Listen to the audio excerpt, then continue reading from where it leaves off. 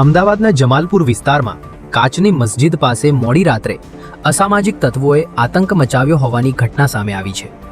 જમાલપુરના કુખ્યાત યુવક સલમાન પઠાણનો એક વિડીયો સોશિયલ મીડિયામાં વાયરલ થયો હતો, જેમાં તેણે હનીફ દાઢીને ગોળી મારવાનો ઉલ્લેખ કર્યો હતો।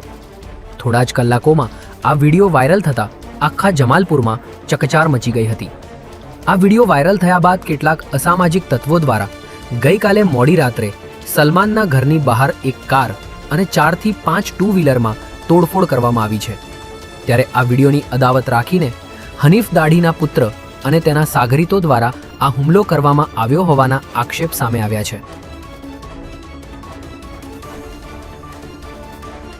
અમદાવાદના રામોલ વિસ્તારમાં એક વ્યક્તિએ જાહેરમાં હાથની નસ કાપી આત્મહત્યા કરી લેતા ચકચાર મચી જવા પામી છે।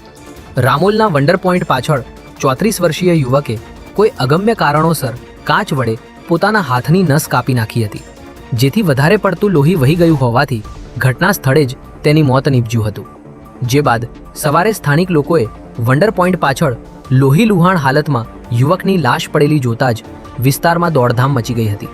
ઘટનાની જાણ કરાતા પોલીસ તાત્કાલિક અહીં પહોંચી હતી અને મૃતદેહને પોસ્ટમોર્ટમ માટે ખસેડ્યો હતો।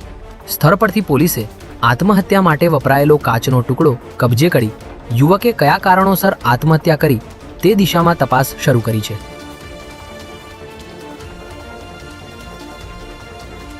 ગુજરાત સહિત દેશભરમાં પેટ્રોલ અને ડીઝલના ભાવમાં ફરી એકવાર વધારો ઝીંકવામાં આવ્યો છે, જેમાં આજે પેટ્રોલના ભાવમાં 2.60 રૂપિયા અને ડીઝલના ભાવના 2.80 રૂપિયાનો વધારો કરવામાં આવતા વાહન ચાલકો મુશ્કેલીમાં મુકાયા છે।